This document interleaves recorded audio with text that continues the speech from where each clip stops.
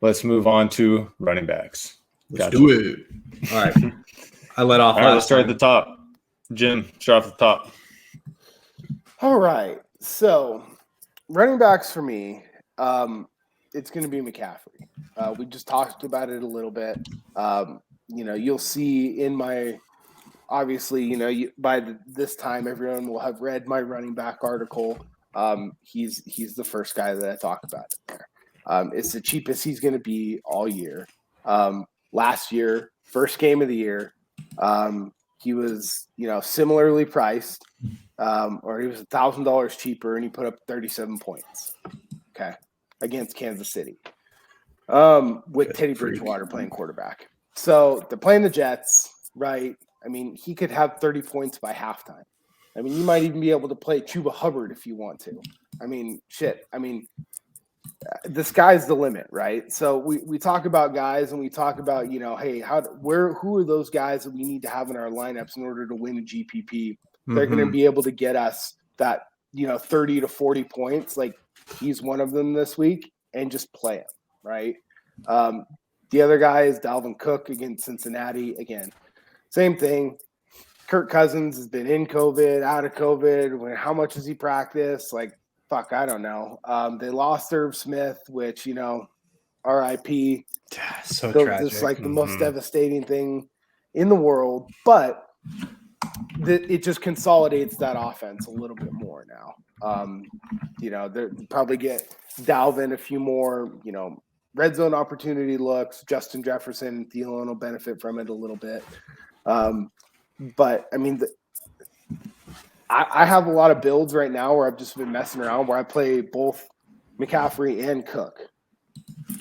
Just go double barrel. That's going to be pretty unique because a lot of people are going to go, oh, I don't, there's a ton of cheap receivers that we'll get to that you can make it work no problem. Yeah, right? People are going to freak out that they don't have like one big gun receiver, one big name. That's fine. Especially week one, you're going to get a lot of new players, right? Which is why hopefully people are, listening and watching to this. Don't be afraid to just go double barrel. You want to make sure. It's the same reason why, people have gone away from the 0 RB in season long, right? It's because you need stud running backs who get volume to anchor your lineup. Now, there's other guys out there, right? But these two guys happen to be the consensus 1 and 2 overall picks, and look who they're playing. They get fantastic matchups weeks 1. Right? Yeah. I think for like, to your point in game theory, like it's much easier to catch, a 25, 30 point receiver with like an obscure name or a rando than, if McCaffrey goes for 35, like what running back that's like not a top tier guy has that upside potential. Well, especially when he's going to be 60% owned in these 3 maxes and single entries, you got to be a part of it. That's just the reality. Yeah. Okay. Makes sense. My top guy is Nick Chubb. I'm going to go against what you said earlier, Vinny. The Browns offensive line is insanely good. And the Chiefs defensive line, I feel like, is aging. I don't feel like they're as good as, they're perceived, I guess. And I feel like the Browns, if they want to win this game, they need to be able to run the ball. And I can see them putting the ball in Nick Chubb's hand 25, 30 times, keeping Kareem Hunt on the slot, doing some weird shit with him. But Nick Chubb is my top guy. 7,200 is crazy cheap. This game might be a shootout, but I still think Nick Chubb gets his. Jim, what do you think about Chubb? I'm just personally not going to be on Nick Chubb this week. Joey makes all the valid points. I fucking hate Kareem Hunt, dude. That's the biggest issue with me, right? Is there is a path to Cleveland playing ball control, Cleveland grinding it out. The only problem is the speed to which Kansas City can move the ball and score. That plan may go out the window really, really quick. And then it's just going to be the Kareem Hunt show, right? So, go either way. I like the play. I like the game theory. Like that's how Cleveland does win this game. Though. Yes, it is running the ball. So I will have. It's not like I'm going Chubb in every lineup, but I need to have action on Chubb in case that happens because I do have a lot of confidence in the Browns' offense and their offensive line. Yeah. Yeah, it's a makes fair sense. point. It's a fair point. I mean, they have a great offensive line. They've made no mistake that they don't want Baker throwing the ball, 35 times a game. When that happens, their expected outcomes are not great, right? Yeah. Mhm. So, I mean, it's a good play and like one that, honestly, I'm going to have to think about a little bit because the closer we get to Sunday and the projections come out, I mean, it's like if he's going to be like sub 8%, sub 10%, which he might be, I mean, I might just have to play it. Yeah. Right? Mhm. For sure. Below that 9K, Jim, do you want to rattle through a few of your favorites? I mean, I think Aaron Jones is wildly underpriced at 6,800. There's this whole narrative of AJ Dillon, if he's going to be the goal line back and stuff like that, and it's like I don't know if a whole lot of people are out there actually watching how the Packers offense runs. Yeah. They still run spread on the 3-yard line, and AJ Dillon is typically not the back that's in for that. Williams was in there a lot for those last year, and he lost out a lot to Aaron Jones. But 2 years ago, Aaron Jones had like almost 20 touchdowns. Yeah. Between running and receiving. He's an explosive player, and he's a guy that again you could pair with Rodgers and Adams if you wanted to do that stack and be a little bit different, right? I just think that that's a guy in the mid range, and then. Another guy that we talk about with volume is Nausea Harris. Mm-hmm. This is probably going to be the cheapest he's going to be all year at 6,300. Now, it's not a great matchup, right? But the guy who they wanted to back him up was Anthony McFarland. He's banged up. He's on the PUP list, so he's not going to play.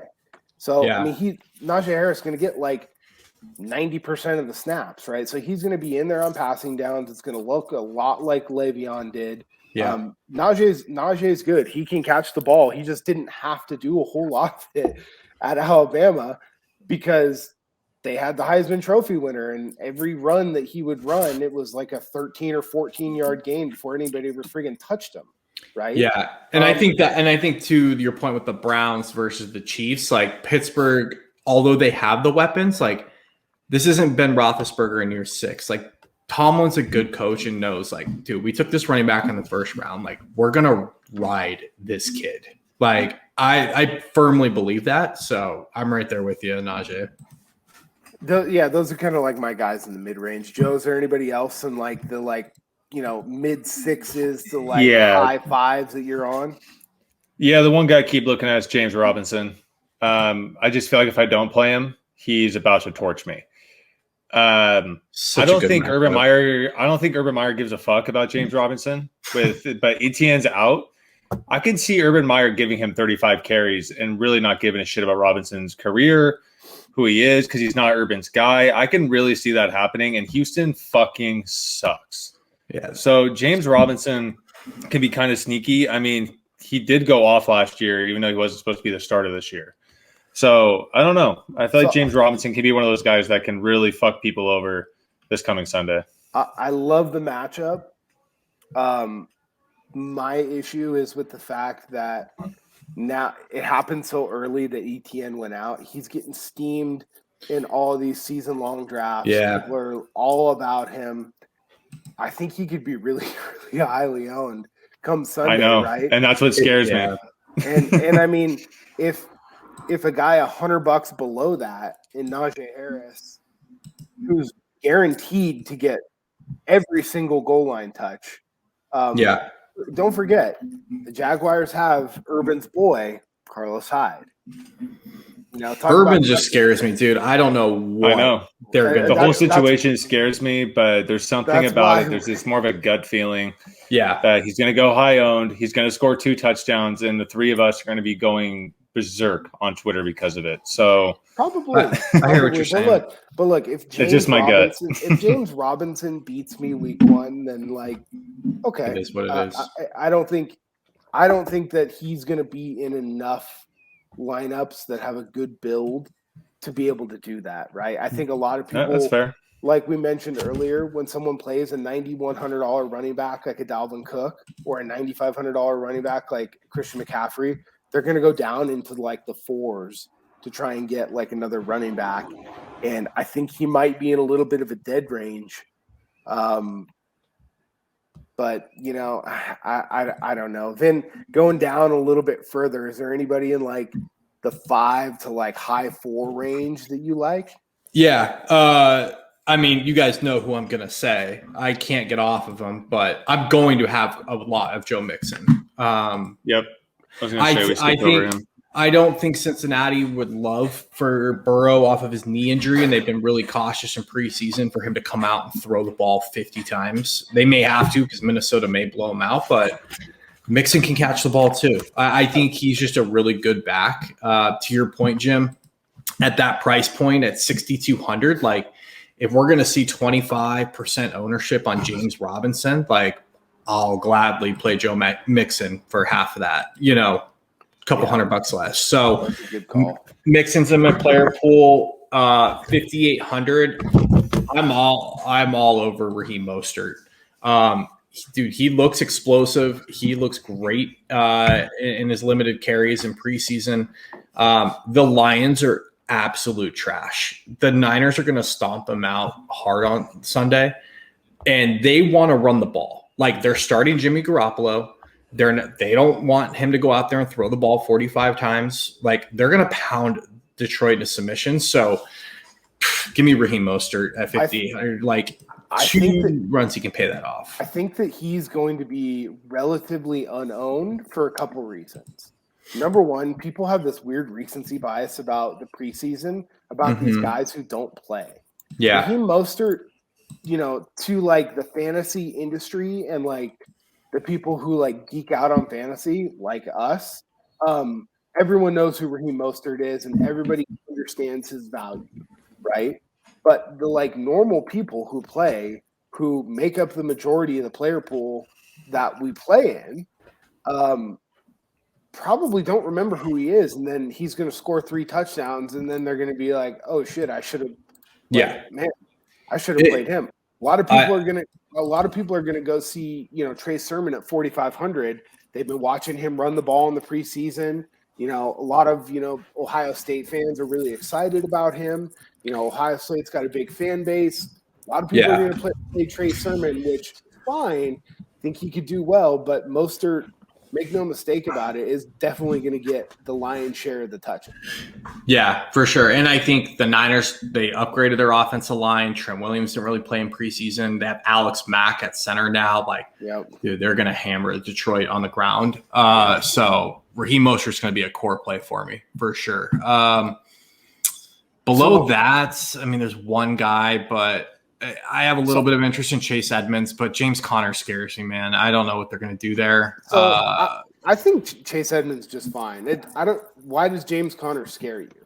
He doesn't scare me. Cliff Kingsbury scares me. Like I don't know what they're going to do there in terms of like time. To your point, like I want to play what I know is going to happen, or you know what I can gauge. And dude, the Cardinals, they have 700 receivers. They have 2 backs. Like, what are they going to be doing full like rotations? You know what I mean? Like, I don't know what they're going to do there. But 4,600 is right price, but I just don't know. I mean, he's going to play 65% of the snaps. I would hope so. Yeah. And if he's going to, then I really like Chase Edmonds. Like, took him in a lot of season longs. Like, I think he's a really good player. He should be running back 1 there, but I don't know. I think he's fine. I think another guy in that price range, based on some roster moves that have happened, Peyton Barber got cut by the Potatoes.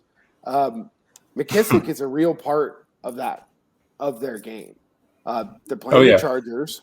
You know, he's at a range where a lot of people, I think, would say that he's overpriced at 5,100, but we got to remember that we're playing on DraftKings, or me personally, I play most of my lineups on DraftKings, right? And he catches the ball. But we have to remember how many catches McKissick was getting in the second half of last season and how high his ownership got. And I think that ownership, people are going to forget. Yeah. I honestly think they're going to forget. He was going up towards 20% ownership towards the end of the year there. Well, he was getting like 12 targets a game. And he was putting up plenty of points. His ownership's going to be low. I think McKissick's a great play. Yeah, I mean, he spiked as high as 6,400 in Week 16 against Carolina. But even at that price point, he still put up 23 points, right? On four rushing attempts for 15 yards. Unbelievable. So, I mean, two guys we didn't mention that I just want to get your guys' opinion on. One of them is getting a ton of buzz. One of them seems like it's being ignored. Javonte Williams for the Broncos. Are you guys going to have any interest there? I just want to see it, honestly. But I have Javonte Williams in my season-long league, waiting there on the bench. I do think that's going to be a big play as the season goes on, but I want to wait and see it. I think Javonte Williams is, again, somebody else that got a lot of steam in preseason. Yeah. But, as long as Melvin Gordon's there, he's going to get 50 to 60% of the touches. Yeah, right? for sure. So, he gets banged up a lot. I think Javonte Williams is going to be a fine play, Week 7, Week 8, something like that. For me, again, I'm with Joe. I'd rather just wait and see kind of what happens on that one. It's not really for me this week. The last guy that I had on here, I have him in my player pool. I haven't built any lineups yet or anything, but at 7K is Austin Eckler. I know Washington has a pretty good defense, but they got that shithead Anthony Lynn out in San Diego or LA. They should have a reasonable coaching staff that will just find ways to get him the Brock, whether that's through the passing game or running. Yep. I don't know. I feel like 7K is a pretty good price for him. What's your guys' thoughts on Eckler? I love Eckler. I'm going to be playing him a lot this season. I just like the Potatoes defense a lot more. So I don't like the upside. I want a guy that's going to give me maximum. I just don't think he's going to get maximum this week. Yeah. So it's interesting. On Run the Sims, Austin Eckler has a 12% chance to hit 4x his price. That's pretty good. That's really good. He's the top. He's in the top. Let's see, 1, 2, 3, 4, 5, 6, 7. He's number 7 on the whole slate to go 4x. He's got about a 12.5% chance. So, I mean, at 7,000, that's 28 points. Right. That's pretty good for price per point, which we're kind of looking for here. Yeah. And I'm just looking at him at 7K. It just looks like a great RB2 option. If you don't go double barrel with him, it seems. I've got kind of a weird one. I mean, you guys didn't mention him, so I'm a little more concerned. But I know that we're all really high on the Niners. What about Jamal Williams on Detroit? I just don't have any interest in Detroit. To me, they're like Houston. Okay. I'm just going to literally put it in the darkest spot of my brain and forget they exist. I'm not playing any Houston Texans. I'm not playing any Lions.